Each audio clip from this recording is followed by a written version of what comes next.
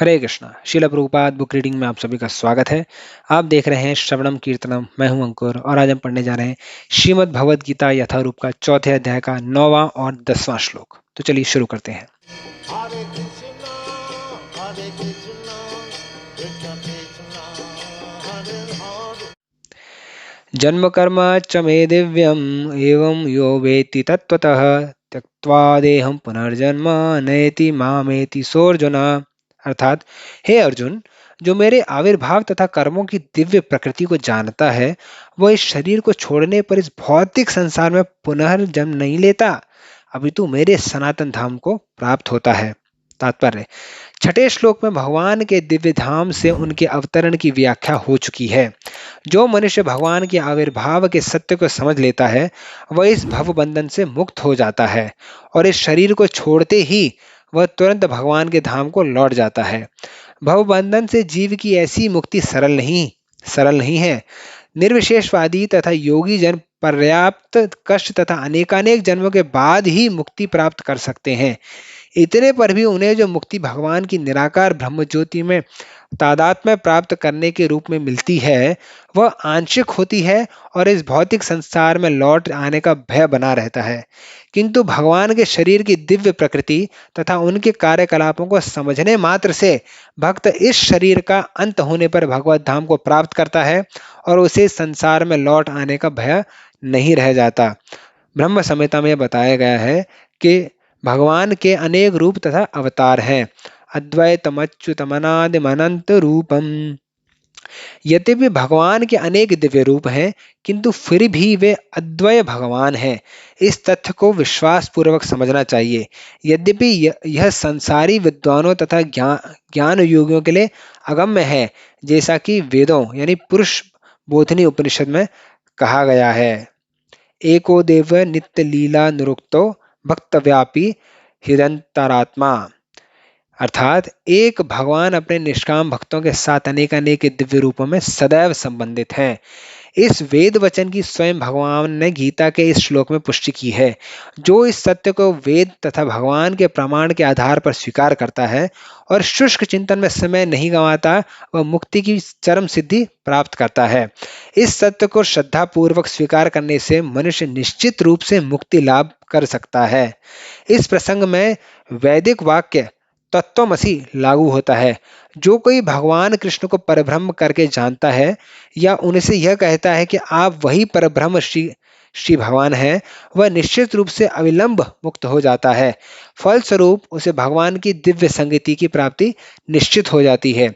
दूसरे शब्दों में ऐसा श्रद्धालु भगवत भक्त सिद्धि प्राप्त करता है। इसकी पुष्टि निम्नलिखित वेद वचन से होती है। तमे एव विधिवती मृत्युम एति नान्य पंथा विद्यते यान्या। अर्थात, श्री भगवान को जान लेने से ही मनुष्य जन्म तथा मृत्यु से मुक्ति की पूर्ण अवस्था प्राप्त कर सकता है। इस सिद्धि को प्राप्त करने का कोई अन्य विकल्प नहीं है, ऐसा श्वेताश्वतर उपनिषद में लिखा है। इसका कोई विकल्प नहीं है का अर्थ यह है कि जो कृष्ण को भगवान के रूप में नहीं मानता वह अवश्य ही तमोगुणी है और मधुपात्र को केवल बाहर से चाटकर यह भगवद गीता की विद्वत्तापूर्ण संसारी विवेचना करके मोक्ष प्राप्त नहीं कर सकता। ऐसे शुष्क दार्शनिक भौतिक जगत में महत्वपूर्ण भूमिका निभाने वाले हो सकते हैं किंतु वे मुक्ति के अधिकारी नहीं होते। ऐसे अभिमानी संसारी विद्वानों को भगवत भक्ति की अहेतुकी कृपा की प्रतीक्षा करनी पड़ती है। अतः मनुष्य को चाहिए कि श्रद्धा तथा ज्ञान के साथ कृष्ण भावनामृत का अनुशीलन करे और सिद्धि प्राप्त करने का यही उपाय है। 10वां श्लोक। वीतराग भय क्रोधा मनम मया मामुपाश्रितः बहवो ज्ञान तपसा पूता मद्भावमागता। अर्थात, आसक्ति भय तथा क्रोध से मुक्त होकर मुझ में पूर्णतया तन्मय होकर और मेरी शरण में आकर बहुत से व्यक्ति भूतकाल में मेरे ज्ञान से पवित्र हो चुके हैं। इस प्रकार से उन सबों ने मेरे प्रति दिव्य प्रेम को प्राप्त किया है। तात्पर्य: जैसा कि पहले कहा जा चुका है, विषयों में आसक्त व्यक्ति के लिए परम सत्य के स्वरूप को समझ पाना अत्यंत कठिन है। सामान्यतः जो लोग देहात्म बुद्धि में आसक्त होते हैं वे भौतिकतावाद में इतने लीन रहते हैं कि उनके लिए ये समझ पाना असंभव सा है कि परमात्मा व्यक्ति भी हो सकता है। ऐसे भौतिकतावादी व्यक्ति इसकी तुलना तक नहीं कर पाते कि ऐसा भी दिव्य शरीर है जो नित्य तथा सच्चिदानंदमय है। भौतिकतावादी धारणा के अनुसार शरीर नाशवान, अज्ञानमय तथा अत्यंत दुखमय होता है। अतः जब लोगों को भगवान के साकार रूप के विषय में बताया जाता है तो उनके मन में शरीर की यही धारणा बनी रहती है। ऐसे भौतिकतावादी पुरुषों के लिए विराट भौतिक जगत का स्वरूप ही परम तत्व है। फलस्वरूप वे परमेश्वर को निराकार मानते हैं और भौतिकता में इतने तल्लीन रहते हैं कि भौतिक पदार्थ से मुक्ति के बाद भी अपना स्वरूप बनाए रखने के लिए विचार से डरते हैं। जब उन्हें यह बताया जाता है कि आध्यात्मिक जीवन में व्यक्तिगत तथा साकार होता है तो वे पुनः व्यक्ति बनने से भयभीत हो उठते हैं। फलतः वे निराकार शून्य में तदाकर होना पसंद करते हैं। सामान्यतया वे जीवों की तुलना समुद्र के बुलबुले से करते हैं जो टूटने पर समुद्र में ही लीन हो जाते हैं। पृथक व्यक्तित्व से रहित आध्यात्मिक जीवन की यह चरम सिद्धि है। यह जीवन की भयावह अवस्था है जो आध्यात्मिक जीवन के पूर्ण ज्ञान से रहित है। इसके अतिरिक्त ऐसे बहुत से मनुष्य हैं जो आध्यात्मिक जीवन को तनिक भी नहीं समझ पाते। अनेक वेदों तथा दार्शनिक चिंतन की विविध विसंगतियों से परेशान होकर वे ऊब उठते हैं या क्रुद्ध हो जाते हैं और मूर्खतावश यह निष्कर्ष निकालते हैं कि परम कारण जैसे कुछ नहीं, अतः प्रत्येक वस्तु अंततो गत्वा शून्य है। ऐसे लोग जीवन की रुग्णावस्था में होते हैं। कुछ लोग भौतिकता में इतने आसक्त रहते हैं कि वे आध्यात्मिक जीवन की ओर कोई ध्यान नहीं देते और कुछ लोग तो निराशावश सभी प्रकार के आध्यात्मिक चिंतनों से क्रुद्ध होकर प्रत्येक वस्तु पर अविश्वास करने लगते हैं। इस अंतिम कोटि के लोग किसी न किसी मादक वस्तु का सहारा लेते हैं और उनके मति विभ्रम को कभी-कभी आध्यात्मिक दृष्टि मान लिया जाता है। मनुष्य को भौतिक जगत के प्रति आसक्ति की तीनों अवस्थाओं से छुटकारा पाना होता है।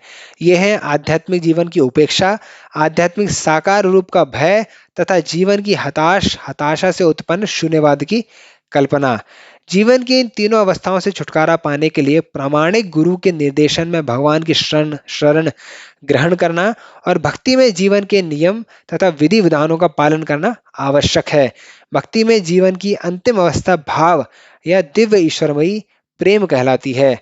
भक्ति रसामृत सिंधु के अनुसार भक्ति का विज्ञान इस प्रकार है।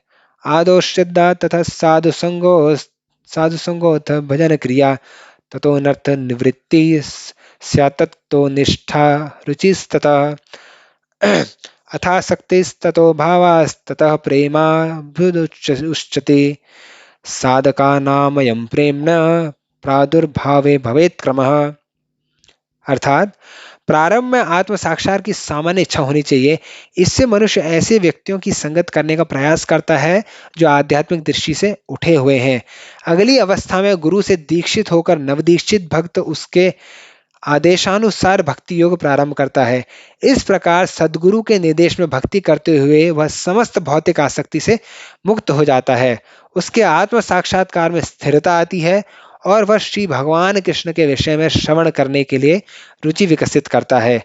इस रुचि से आगे चलकर कृष्ण भावनामृत में आसक्ति उत्पन्न होती है जो भाव में अथवा भगवत प्रेम के प्रथम सोपान में परिपक्व होती है। ईश्वर के प्रति प्रेम ही जीवन की सार्थकता है। प्रेम अवस्था में भक्त भगवान की दिव्य प्रेमा भक्ति में निरंतर लीन रहता है।